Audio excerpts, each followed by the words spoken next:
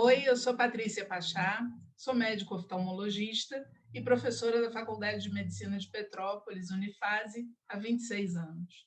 Hoje a gente vai conversar sobre o desenvolvimento e a progressão da miopia nesses períodos de pandemia. O que a gente percebe é que, ao longo dos anos, por conta do desenvolvimento das sociedades, a gente tem percebido em todos os países uma progressão maior do avanço da miopia.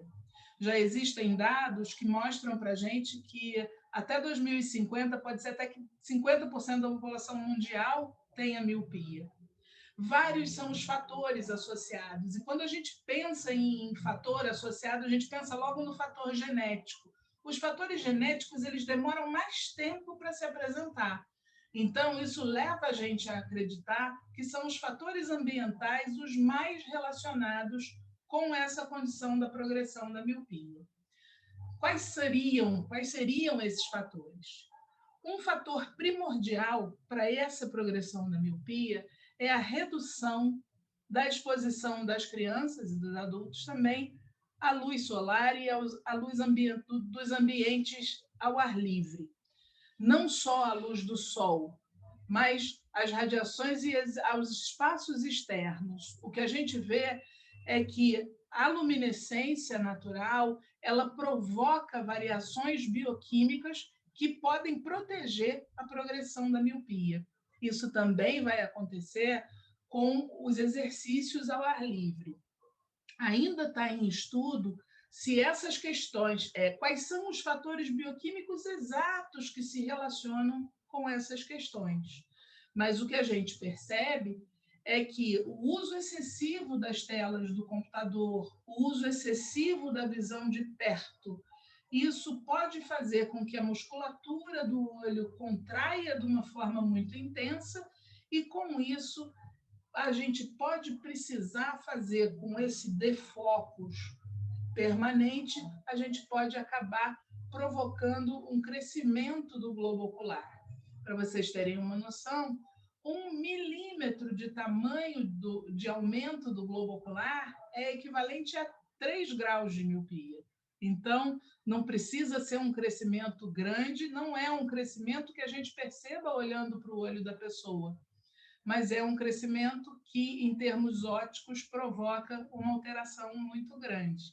Em relação à prevenção, o que a gente pode fazer? É importante a gente entender que a miopia é uma condição em que existe, na maior parte das vezes, o aumento do tamanho do globo ocular. Então, a gente não vai conseguir efetivamente impedir que o globo ocular aumente ou continue aumentando, por exemplo, na adolescência ou na fase de crescimento. O que a gente vai fazer é favorecer a nossa condição ambiental para reduzir essa progressão. Então, você não diminui o aparecimento da miopia, você não impede a progressão da miopia, mas você reduz essa progressão e você tem uma tendência, a gente consegue, com as nossas medidas de cuidado ambiental, quer dizer, estando mais em atividades ao ar livre, praticando mais exercícios em áreas externas, usando menos as telas e principalmente as telas muito próximas. Então, uma condição muito frequente é que as crianças gostam de ver filmes no telefone. Isso tem que ser proscrito. A criança não deve ver filme no telefone. Ela pode até ver no computador, mas o ideal é que veja na televisão com um distanciamento maior. Todas as atividades que a gente estiver fazendo, olhando muito para perto, isso vai provocar um aumento da contração da musculatura para poder ajustar o nosso foco. Com esse aumento da contração da musculatura, pode acontecer num excesso do uso de eletrônicos, isso não é uma coisa pouco frequente, dessa musculatura, como se tivesse uma cãibra, ela faz um espasmo e ela trava, provocando uma baixa visual e fazendo até aparecer níveis de miopia que não são os níveis reais. Então, uma coisa muito importante é fazer exame regular. Esse exame regular nas crianças deve ser feito com o uso de colírios. Então, não é só um exame rapidinho, eu vou na ótica fazer um exame, é um exame com um oftalmologista, é um exame que precisa do colírio, porque com esse colírio a gente vai perder, vai tirar o funcionamento da musculatura e, tirando essa interferência da musculatura, o grau da miopia pode ter uma redução.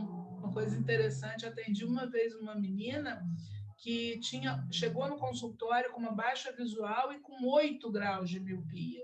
E depois que a gente pingou o colírio, essa miopia, na verdade, era 0. E esses 8 graus vieram só da musculatura que estava completamente travada, e a gente acabou fazendo um tratamento e conseguiu recuperar depois dos ajustes ambientais.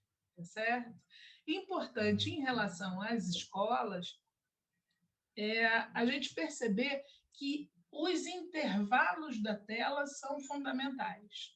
Então, com a vinda da pandemia e com as atividades do ensino remoto, com muita frequência, as escolas passaram a oferecer aulas online, pensando no mesmo padrão da aula presencial.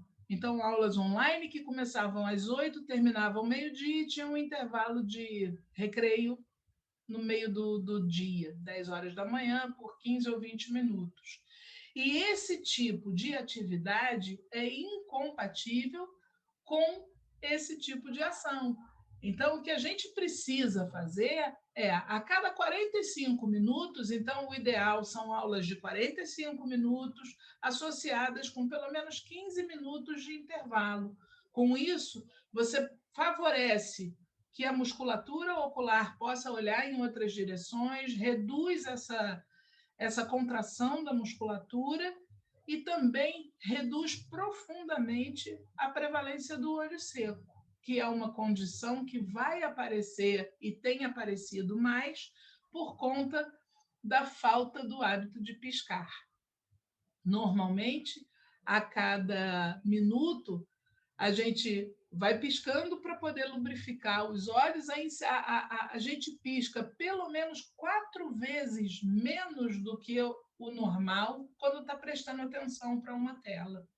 E com isso o olho fica indevidamente lubrificado e os olhos secos também têm um componente de redução da acuidade visual importante. Em relação ao cuidado da visão, ao cuidado com os olhos, existe uma necessidade de cuidado desde o nascimento. Acho que é muito importante a gente mostrar aqui como é que a criança deve ser acompanhada. Então, assim que a criança nasce, ela precisa fazer o primeiro exame, que é o teste do olhinho, e depois disso, com 1 ano, ela repete. E o mais importante, a partir dos 3 anos de idade, a gente já tem como realizar testes no consultório que determinem a existência de vícios de refração, da miopia, da hipermetropia, do astigmatismo. E hoje em dia, as crianças estão tendo uma forma de relação nos consultórios que é muito fácil, eles realmente informam para a gente. Antigamente, a criança se acreditava que a criança não saberia informar. Hoje em dia, ela informa, e independente da criança informar ou não, o oftalmologista tem condições no seu exame de determinar a existência ou não de um problema ocular ou de um vício de refração, certo? Então, é importante que, a partir dos 3 anos, essa criança seja examinada anualmente. Uma vez ao ano, o oftalmologista vai definir qual é a visão dessa criança, vai comparar o desenvolvimento entre os 2 olhos e o desenvolvimento normal, e vai, aí sim, conseguir identificar precocemente o aparecimento de alterações. Uma vez que a gente consiga oferecer a melhor correção para a criança, você oferece para ela uma melhor possibilidade de visão, uma melhor possibilidade de interação e de participação nas suas atividades. Então, com muita frequência, Uma criança não chega ao oftalmologista com uma queixa ocular, porque o padrão que ela tem de visão é sem comparação prévia. Então, ela acredita que o que ela enxerga é o que todas as pessoas enxergam.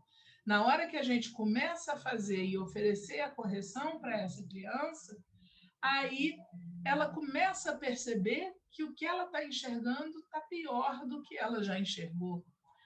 E começa a demandar novas correções. Mas com muita frequência as pessoas até falam que ir ao oftalmologista e usar óculos faz a pessoa precisar de óculos e o grau aumentar com maior frequência. Isso é um mito, porque uma vez que a gente vai ao oftalmologista, a gente é apresentado à visão de 100%. E uma vez que a gente é apresentado à visão de 100%, e isso é muito bom para a vida, a gente não quer uma visão diferente da visão de 100%.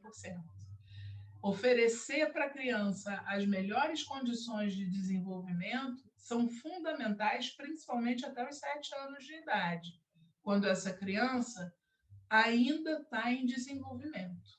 A visão sensorial ainda se desenvolve até os 7 anos. E oferecer continuadamente uma melhor correção, garantindo que essa correção seja realmente ofertada para a criança, vai fazer com que ela tenha maior facilidade de realizar as atividades do dia a dia.